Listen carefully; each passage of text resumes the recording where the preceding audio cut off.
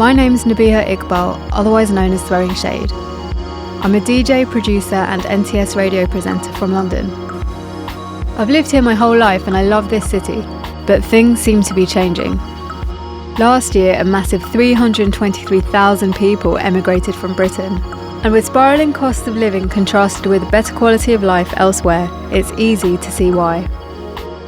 I'm visiting Lisbon and Leipzig, two cities which have burgeoning music and art scenes. I want to see whether they can offer me the same kind of life as London does, but in a more affordable way. Could I ever relocate there permanently?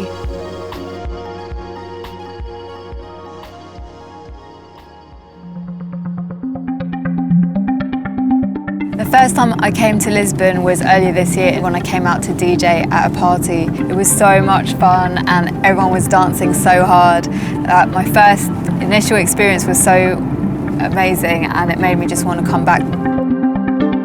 Lisbon is the capital of Portugal with a population of around 500,000 people. It happens to be one of Western Europe's poorest cities. The motley nature of the architecture around the city gives you a sense of how rich the history of this country is. You can tell that once it was a great imperial power, and when it all comes together, punctuate it with all palm trees and nice hills and the sunshine, it definitely feels like you're not in Europe and it's only 2 or 3 hours away from London by plane. I've been in touch with Pookie, who's recently moved over from London. She runs her own online fashion store and I wanted to ask her some questions to get a feel of how it's working out for her.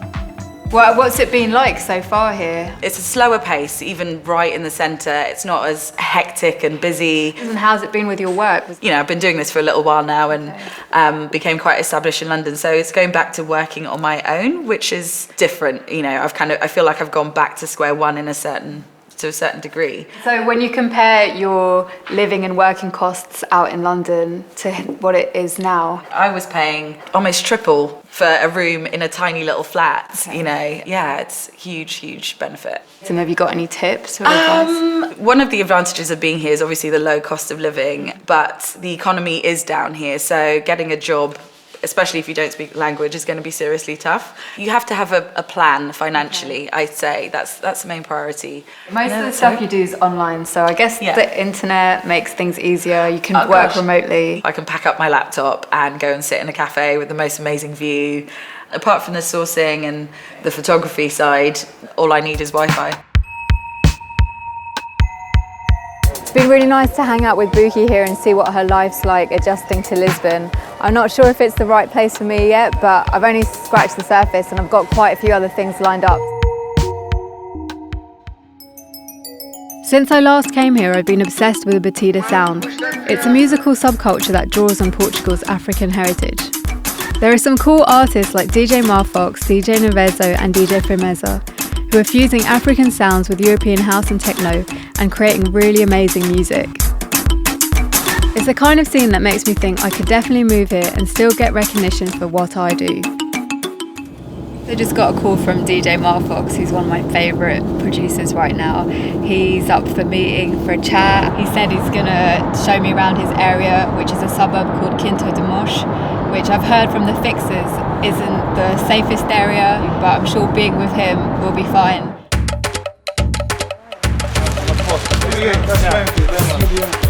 So it seems like there's quite a good feeling around here, you know, like community, everybody knows everyone. Life from people in the ghetto now is better. Okay. No, so better, but now it's changing. It's changing. I still can't believe that I'm sitting here with you, DJ Mohawk, because honestly, I'm such a big fan. How do you feel about becoming an international DJ and producer? É privilégio poder partilhar esta música, esta vivência com as pessoas. Do you need to be here for your music or can you ever imagine living somewhere else? Aqui eu tenho o privilégio de ouvir coisas novas quase todos os dias.